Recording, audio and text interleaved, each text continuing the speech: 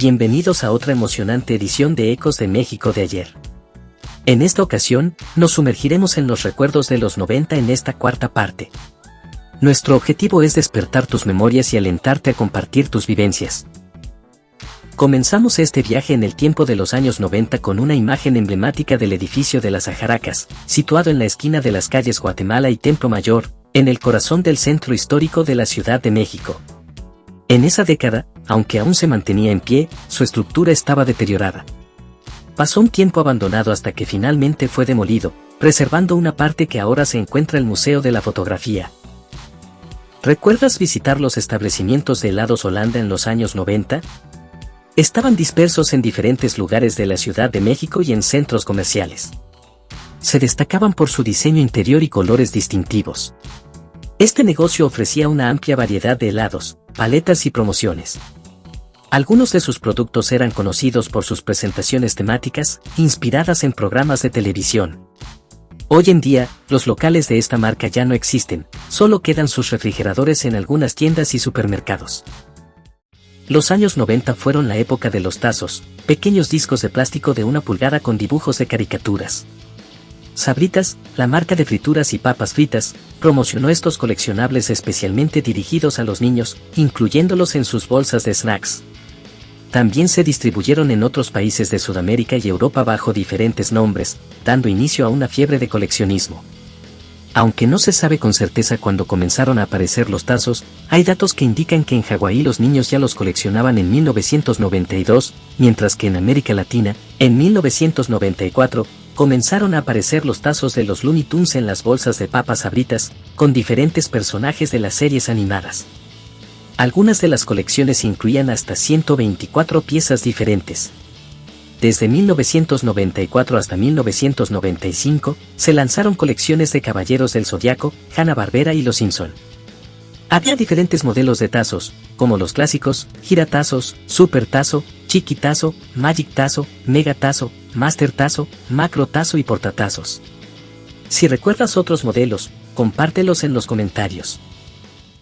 Así lucía el Camellón de Reforma en los años 90, conservando sus pequeñas jardineras y adoquines rojos desde finales de la década de 1960 hasta su remodelación en 2004.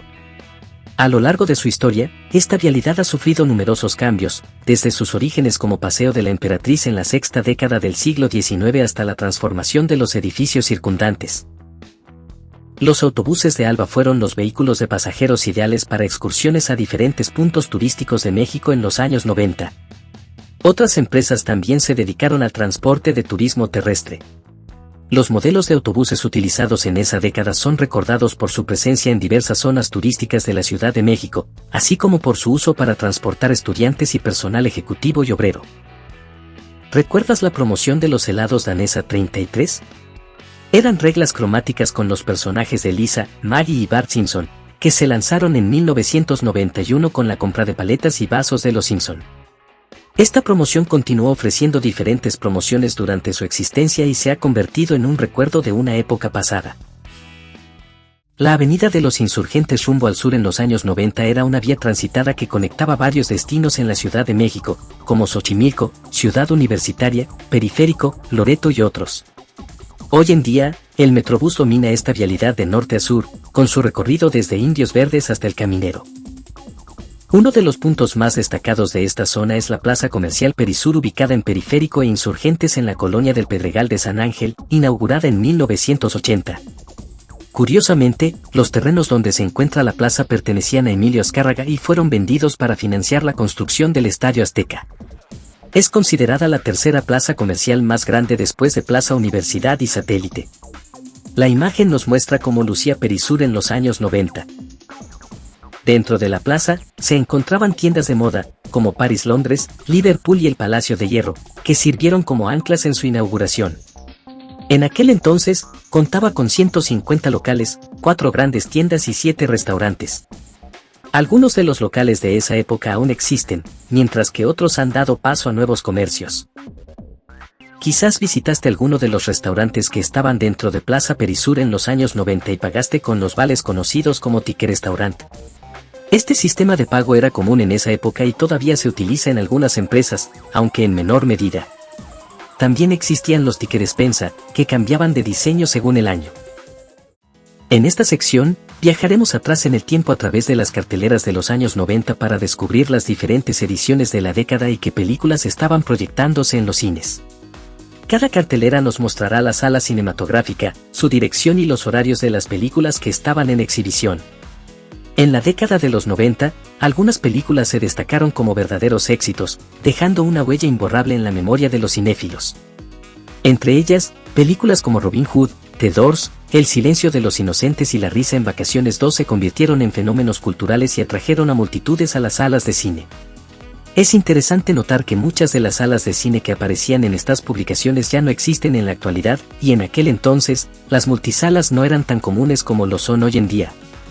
Sin embargo, estas salas de cine dejaron recuerdos entrañables para aquellos que las visitaban en compañía de sus padres, amigos, parejas o familiares. Cada película ofrecía momentos de entretenimiento, el aroma irresistible de las palomitas de maíz y la emoción que se apoderaba de nosotros cuando las luces se apagaban y la pantalla cobraba vida. Uno de los éxitos notables de la animación en los 90 fue Mulan, lanzada en 1998. Inspirada en un poema chino, esta película presentó a personajes únicos y se convirtió en una de las joyas de la producción de Disney. También viajamos al México fronterizo del siglo XIX y nos emocionamos con las aventuras del zorro, de historia clásica de la literatura llevada a la pantalla grande con la carismática interpretación de Antonio Banderas. El misterio y el suspenso se apoderaron de la década con Expedientes X, una película que trascendió desde la pantalla chica a la grande, explorando teorías sobre lo desconocido y desafiando los límites de la ciencia ficción. No podemos olvidar la nueva versión de la icónica serie de televisión Perdidos en el Espacio, estrenada en 1998, aunque lamentablemente no alcanzó las expectativas y fue poco aceptada por el público. Por último, para los más pequeños, Barney, el simpático dinosaurio rosa, protagonizó su propia película, llevando las aventuras de la serie de televisión a la gran pantalla, brindando momentos de diversión a los niños y sus familias. Finalmente, para los amantes del romance, llegó Titanic, la famosa historia del trágico destino del crucero que ganó el corazón de la audiencia y múltiples premios Oscar. Una película que perdurará en la memoria de los cinéfilos por generaciones. La fotografía del antiguo acueducto en la avenida Chapultepec nos transporta a la década de los 90, aunque ha experimentado pocos cambios desde entonces. Los automóviles que se ven en la imagen nos ofrecen una ventana al estilo de vida de esa década. Algunas construcciones han sido remodeladas a lo largo de los años, mientras que otras han sido recientemente construidas. La antigua estructura del acueducto, que ahora solo se conserva en un fragmento, es un testigo silencioso de la evolución de la zona a lo largo del tiempo. En los años 90, el banco mexicano Somex aún se mantenía. Inició sus operaciones en 1979 y rápidamente se destacó como uno de los principales bancos en México. Sin embargo, en 1992, como parte del proceso de privatización bancaria, fue adquirido por el Grupo Inverméxico y pasó a llamarse Banco Mexicano. La sucursal que se muestra en la foto estaba ubicada en Reforma. Otro recuerdo de los años 90 son los tracatracas, un juguete que experimentó un resurgimiento en esa década. Aunque estos juguetes ya existían desde hace tiempo, en los años 90 se volvieron a popularizar. Jugar con ellos requería habilidad y destreza para mantener el ritmo y evitar golpearse los dedos con las esferas, que eran bastante duras. Aunque eran divertidos, se recomendaba jugar con precaución debido a la frecuencia de golpes. La imagen muestra una vista de la calle de Florencia en la colonia Juárez. La foto capta el ambiente urbano de la época. Esta vía era conocida por ser la entrada a la zona rosa y albergaba algunos centros nocturnos famosos en las décadas de los 80 y 90. Además de bares y clubes, la zona también contaba con hoteles y tiendas, pero eran los restaurantes los que predominaban en la zona rosa. Uno de los lugares más icónicos de la zona rosa en aquel entonces era este restaurante de hamburguesas famoso por sus cajitas felices. La marca llegó a México por primera vez el 29 de octubre de 1985, con su primera sucursal en El Pedregal. En 1986, se inauguraron las sucursales de Polanco y Satélite, y poco después, en la calle de Génova, en la zona rosa. La fachada de este local, que alguna vez estuvo asociada al amigable payaso, ha experimentado un cambio total, dejando atrás el diseño nostálgico que recordamos. Otro restaurante muy conocido en la calle Génova de la zona rosa fue el famoso Conditori. su especialidad radicaba en los platillos que ofrecía en su carta, lo que lo destacaba entre otros restaurantes de la zona.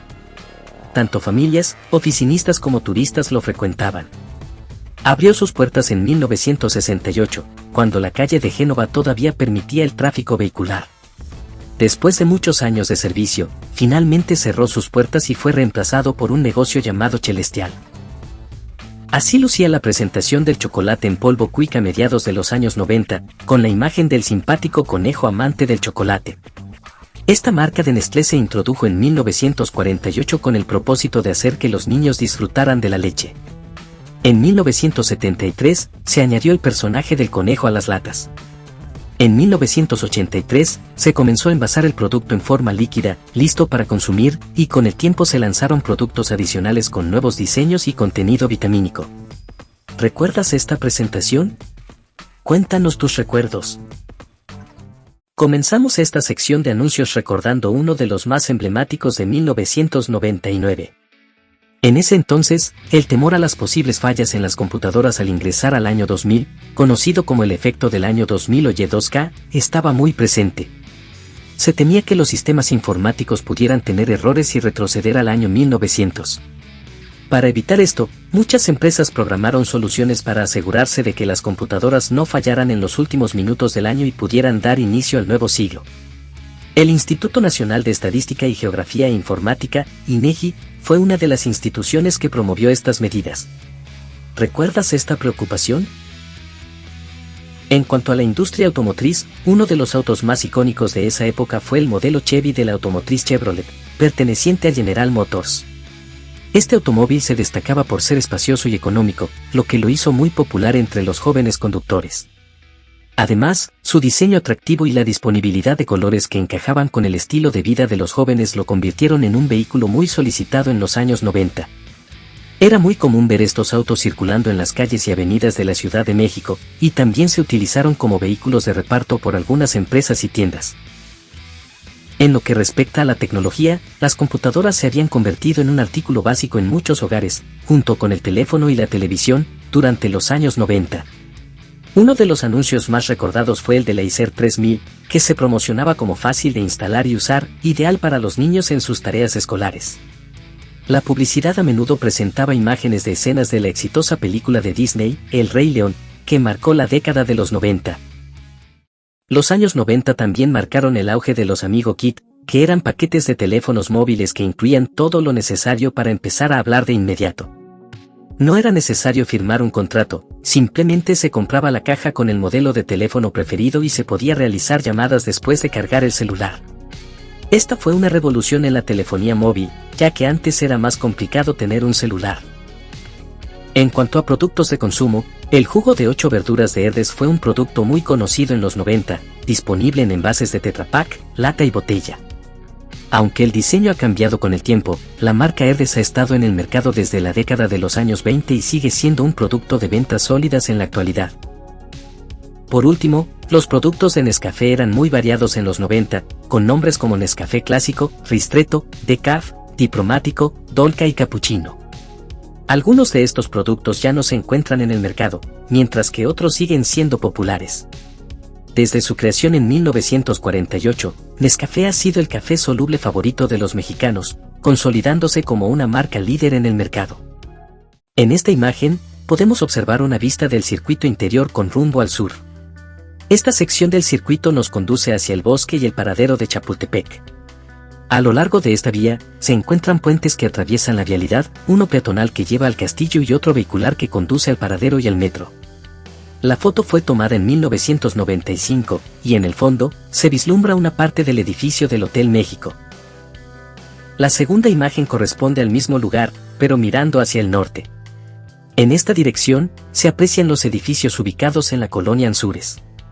En la parte superior de estos inmuebles, se encuentran anuncios panorámicos que muestran productos de la época. La mayoría de estos edificios ya no existen, y otros han modificado sus fachadas.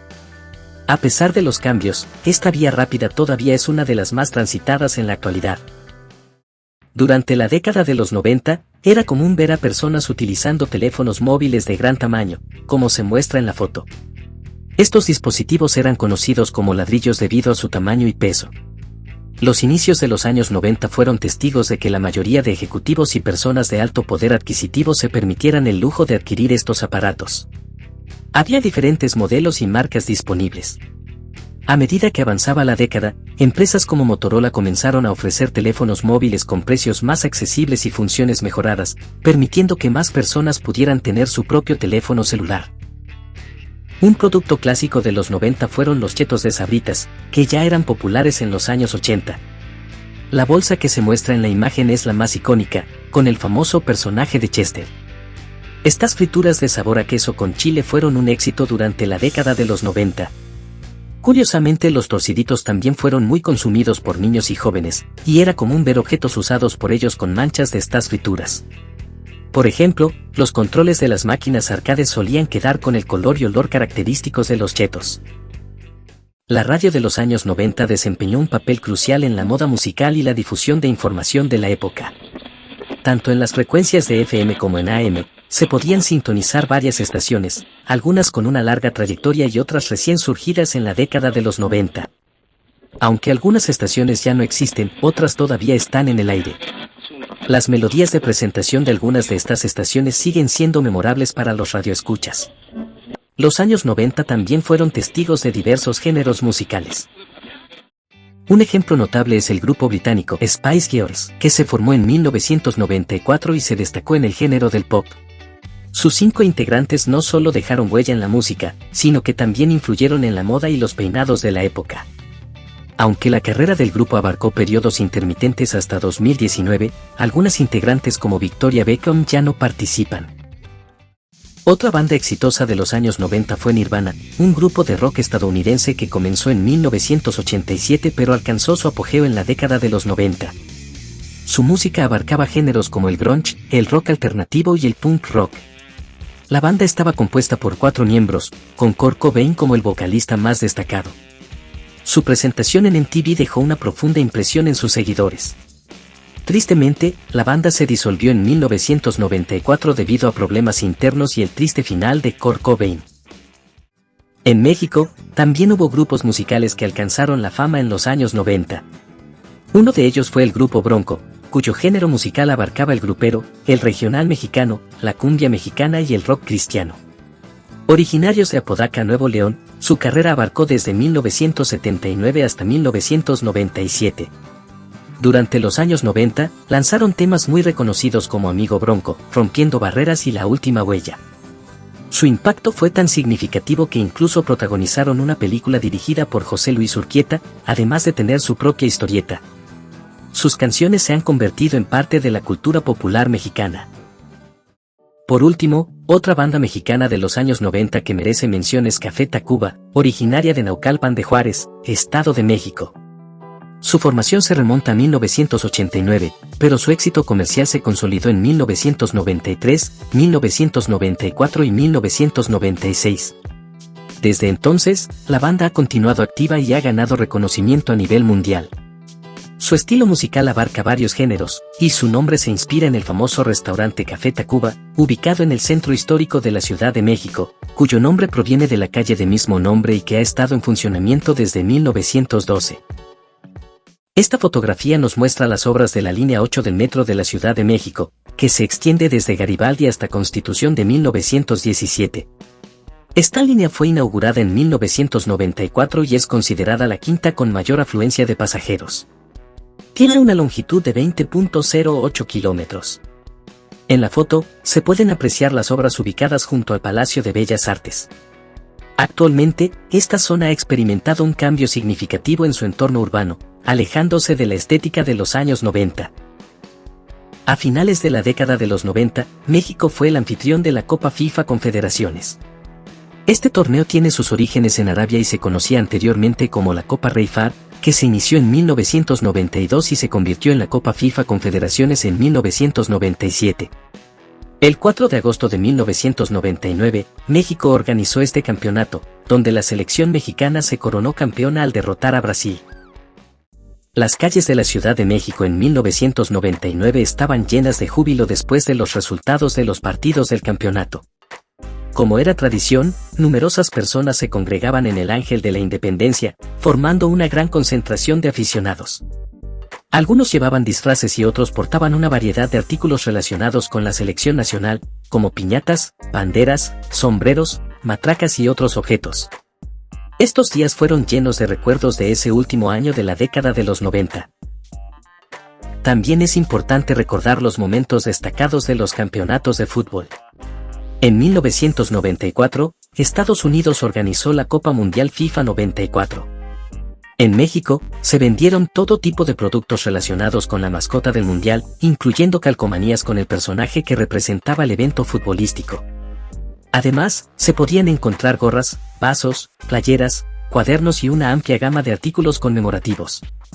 Esto es una práctica común en cada Copa Mundial, ya que las empresas de marketing lanzan una variedad de recuerdos relacionados con el torneo. En la década de los 90, la televisión nos brindó 3 programas memorables que dejaron una huella imborrable en nuestra memoria. El primero de estos programas, estrenado en 1991, fue Dinosaurios. Esta serie se desarrolla en la prehistoria, donde los dinosaurios viven en una sociedad sorprendentemente similar a la humana. Tienen familias, tecnología adaptada a la época, como televisores, autos y electrodomésticos, y enfrentan situaciones cotidianas con un toque humorístico. La trama principal gira en torno a la familia Sinclair, compuesta por Earl, su esposa Fran y sus hijos Robbie, Charlene y el bebé conocido como el nene consentido. La serie constó de 4 temporadas con un total de 65 episodios, y su episodio final es recordado por su emotividad. La siguiente serie que marcó profundamente a quienes vivieron los años 90 es Dragon Ball GT, una producción de animación. La trama se inicia cuando Pilaf, por accidente, convierte a Goku en un niño al reunir las esferas del dragón. Las esferas se dispersan por el universo, y nuestros queridos personajes de las entregas anteriores de Dragon Ball se embarcan en una aventura para recuperarlas en menos de un año, o de lo contrario, la Tierra enfrentará una terrible explosión. La serie se transmitió entre 1996 y 1997, constando de 3 temporadas y 64 emocionantes episodios. La tercera y última serie emblemática de la década de los 90 es Daria, que debutó en 1997. El personaje principal, Daria, es una joven extremadamente inteligente pero al mismo tiempo inadaptada a las normas sociales convencionales. Su apariencia no es una prioridad para ella, y se presenta como una adolescente sensata y sarcástica. A través de su agudo sentido del humor, la serie ofrece una mirada satírica a las absurdas contradicciones que caracterizan a los entornos juveniles en Occidente. A pesar de que en ocasiones cae en estereotipos poco elaborados, logra transmitir un mensaje valioso. Daria se mantuvo en el aire desde 1997 hasta 2002, con un total de 5 temporadas, 65 episodios y 2 especiales que consolidaron su estatus como un ícono de la televisión de la época. En la década de los 90, remar en el lago de Chapultepec aún era una arraigada tradición de muchos años. En la actualidad, esta actividad sigue siendo popular, pero ha experimentado cambios significativos. En los años 90, se utilizaban remos convencionales y los botes seguían siendo de diseño tradicional. Sin embargo, en la actualidad, se han introducido nuevos modelos de botes que permiten a los remadores utilizar sus piernas, similar al movimiento de una bicicleta. Esta modernización ha llevado a que pocos continúen utilizando los remos convencionales. Además, el entorno ha experimentado transformaciones notables, con la aparición de grandes edificaciones, hoteles y torres ejecutivas que se alzan en las inmediaciones del lago. En la tercera sección del bosque de Chapultepec, se encontraba el famoso Parque Acuático Atlantis, fundado en 1979. Durante los años 90, una de las principales atracciones de la zona era el rollo, que también se inauguró en esa época. Dentro del parque acuático, los visitantes podían interactuar con delfines, lobos marinos y otros animales acuáticos. Se organizaban numerosas excursiones para visitar este parque, dejando recuerdos imborrables en la memoria de quienes lo disfrutaron. Sin embargo, en 2007, Atlantis ya no mantenía el mismo nivel de atracción e interés que tuvo en los años 90 y finalmente cerró sus puertas, quedando hoy en día abandonado. ¿Recuerdas los cuadernos con personajes de diversas marcas de golosinas? Estos cuadernos estuvieron de moda desde la década de los 90 hasta el año 2000. Fueron fabricados por la empresa de cuadernos Escribe y estaban disponibles en versiones con espiral o simples. Podían encontrarse con cuadrícula, raya, doble raya y de dibujo. Las portadas de estos cuadernos estaban adornadas con los característicos personajes de productos de golosinas. Hoy en día, ya no se fabrican con esos diseños, pero permanecen como un recuerdo agradable de la época escolar para quienes vivieron los años 90. La década de los 90 fue testigo de momentos que dejaron una huella imborrable en la historia del país. En 1991, la Ciudad de México se preparaba para presenciar un fenómeno natural único, un eclipse total de sol. A pesar de que el día amaneció nublado, el clima dio una tregua, permitiendo a esa generación tener la suerte de presenciar el espectáculo celestial. En abril de 1993 fue el deceso del actor Mario Moreno, conocido como Cantinflas, dejando un legado invaluable en la comedia. Su carrera comenzó en 1936 como actor de carpa y se retiró en 1984, dejando una marca perdurable en la actuación. El 22 de enero de 1999, la Ciudad de México recibió nuevamente a Juan Pablo II. Fue recibido por el entonces presidente de la República, Ernesto Zedillo, en el Aeropuerto Internacional Benito Juárez. Durante su estancia, multitudes de personas esperaban ansiosamente su paso por los diferentes sitios que visitó, demostrando el impacto y la relevancia de su visita. Su estancia se extendió hasta el 26 de enero, cuando se dirigió a San Luis en Estados Unidos. La década de los 90 fue una época dorada para el Hard Rock Café ubicado en el Paseo de la Reforma en Polanco. Aunque su apertura se organizó en 1989, los años 90 marcaron el auge de este establecimiento. Al igual que en otros lugares del extranjero, el Hard Rock Café de México se convirtió en un punto de encuentro para actrices y actores de renombre de la época, así como para personalidades del mundo del espectáculo, el deporte y la política. El lugar se hizo famoso por su ambiente vibrante, y los visitantes podían adquirir camisetas, tazas y otros artículos atractivos del lugar. Sin embargo, en la actualidad, este icónico lugar ha cerrado sus puertas. Los años 90 también presenciaron la explosión de los tamagotchis, pequeños dispositivos electrónicos con forma y tamaño de huevo. Estos dispositivos albergaban una mascota virtual que debías alimentar, cuidar, acostar y darle amor para que sobreviviera y creciera. Contaban con 3 botones como herramienta de interacción. Estos juguetes llegaron al mercado en mayo de 1997 y desde entonces han sido un éxito de ventas. En la actualidad, existen diferentes modelos y estilos de tamagotchis, y a pesar de un descenso en su popularidad en 1999, experimentaron un resurgimiento en 2004 y siguen siendo jugados por entusiastas en la actualidad. En cada década, se han fabricado soldaditos y vehículos militares de juguete. Los modelos de los años anteriores han presentado diferentes diseños de fabricación.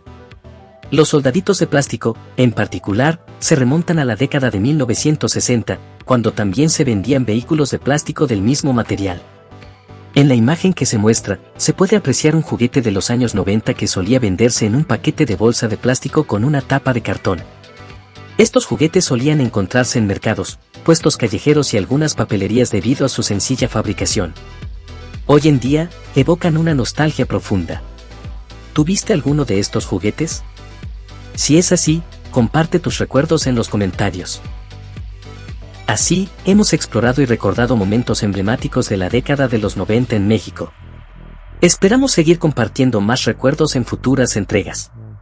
Si te ha gustado esta recopilación, te invitamos a darle me gusta al contenido y a suscribirte para mantenerte al tanto de nuevos videos. No olvides activar la campanita de notificaciones para estar informado. Nos vemos en la próxima edición de Ecos de México de ayer.